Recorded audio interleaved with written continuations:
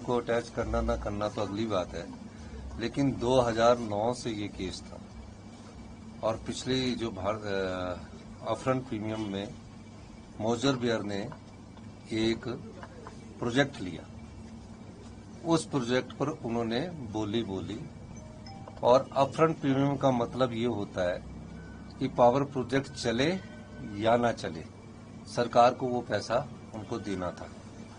तो उस upfront premium में जो हमारे उस समय की ऊर्जा नीति थी 2009 में, क्योंकि मैं विधायक भी था, उस ऊर्जा नीति बनाने में मेरी भी थोड़ी भूमिका थी, तो मुझे इसलिए उसकी ज्यादा जानकारी है।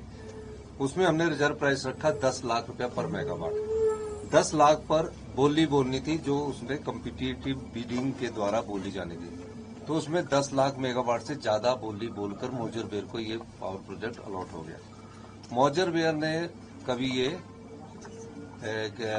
इस प्रोजेक्ट को शुरू नहीं किया और फिर उसके बाद भारतीय जनता पार्टी ने इसमें कोई गौर नहीं किया। जयराम ठाकुर जी जो कहते हैं ना, उनसे पूछा जाना चाहिए कि 5 साल आपने इस प्रदेश की अर्थव्यवस्था का बेड़ा गर्क करने में कोई कसर नहीं छोड़ी है। तो उसके बाद आर्बिट्रेशन में गए और मुझे आर्बिट्रेशन में ये कहना है कि आर्बिट्रेशन में सरकार के केसेस जीते नहीं है। अब 64 करोड़ हिमाचल प्रदेश के लिए कोई बड़ी बात थोड़ी है, लेकिन हम लीगल पहलू पर लड़ रहे हैं। हमने इसी महीने 2 पे दी, 3000 करोड़ रुपया अपने सरकारी कर्मचारी अधिकारियों को बांटा, तो 64 करोड़ जमा कराने में हमें कोई दिक्कत नहीं है। लेकिन जुडिशरी को भी देखना चाहिए था कि मैं ये बात कहना चाहूंगा कि थोड़ा सा इन चीजों का ध्यान रखा जाए कि हमें किस नियम और रूल्स के तहत वो इस प्रकार के जो फैसले हैं वो कर रहे हैं। मेरा ये मानना है कि आर्बिट्रेशन के पैसे जो जमा करने के बाद हमें ये देखना है कि क्या हम उस केस को लड़ेंगे। और जुडिशरी ने, हमने जब एक और आर्बिट्रेशन केस में जिसमें अदानी जी के 280 करोड़ रुपए थे, उसको भी हमने जुडिशरी ने हमारे पक्ष में फैसला दिया है। और इस मामले में मैं ये कह सकता हूं कि जो 64 करोड़ देने की बात है कोई बड़ी बात नहीं है। जुडिशरी के पास जो हमारे वकील है उन्होंने क्या प्रेजेंट किया, ये बड़ी देखने वाली बात है।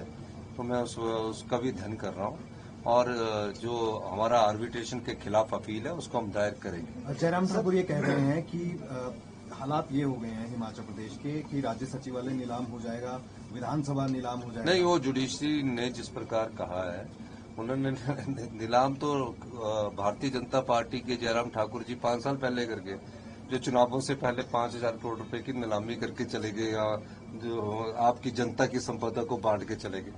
और दूसरी बात ये बताना चाहता हूं, अदानी के केस में ब्रैकल वाले केस का मैं इसमें हवाला देना चाहता हूं। जयराम ठाकुर जी की कैबिनेट ने ब्रैकल को इंटरेस्ट के साथ आर्बिट्रेशन का पैसा देने की बात की थी और उस बात के खिलाफ उनकी सरकार ने अपील नहीं की हाई कोर्ट में। अभी हमने आर्बिट्रेशन का पैसा जमा करवाया और हाई कोर्ट ने हमारे पक्ष में फैसला दिया।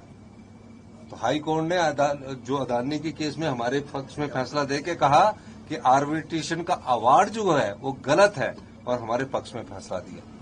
उनसे तो ये पूछा जाना चाहिए था कि आपने सरकार की 280 करोड़ की संपदा को क्यों लुटाने की बात की गई थी।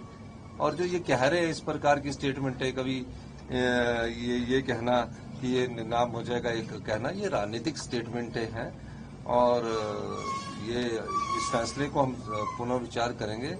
और मेरा मानना है कि हम इस सब दृष्टिकोण से आगे देखेंगे। और मेरा मानना है कि जिस प्रकार वकील ने जज साहब के सामने किस प्रकार के तथ्य प्रस्तुत किए उसको भी हम देखेंगे।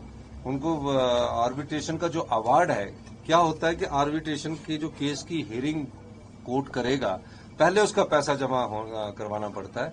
इसमें कहाँ कमी रही, उसके खिलाफ भी हम उसकी बात करेंगे। सर, आपकी लीगल टीम ने क्या ये बताया कि अदालत में हिमाचल भवन दिल्ली का ही चयन कैसे किया संपत्ति के लिए, कोई और संपत्ति भी हो सकती है? इस मामले में मैं आगे नहीं बढ़ना चाहता हूँ कि हम हिमाचल भवन की संपत्ति का किया। संपत्ति तो जो उनको भी देखना पड़ेगा कि सभी संपत्ति सरकार की होती है और सरकार के जैसे हम केयर टेकर है, वैसे ही जुडिशरी में बैठे हुए वो अधिकारी और जजेस भी केयर टेकर होना चाहिए।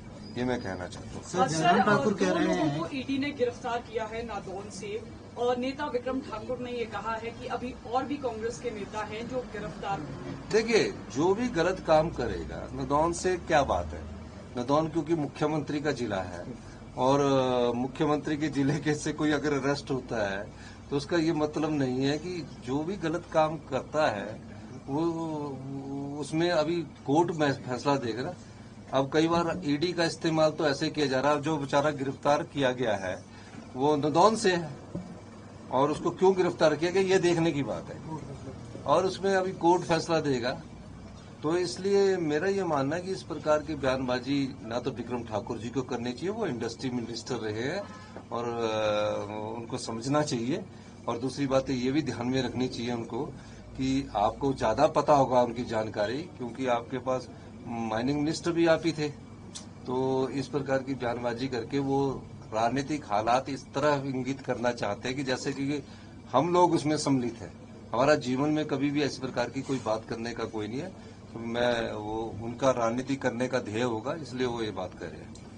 साहब, बीजेपी कह रही है कि जो 3 उपाध्यक्ष हैं, 2 उपाध्यक्ष हैं और तीसरे टूरिज्म डिपार्टमेंट में जो है कि ये भी लाभ के पद में आ जाए, और वो भाजपा जो है इसके खिलाफ भी जाएगी। तो सरकार को ये लाभ का पद कहाँ से फैसले में आ गया? नहीं सर, वो कह रहे हैं अलग से, वो भी उपाध्यक्ष हैं। कोई नहीं, थैंक यू।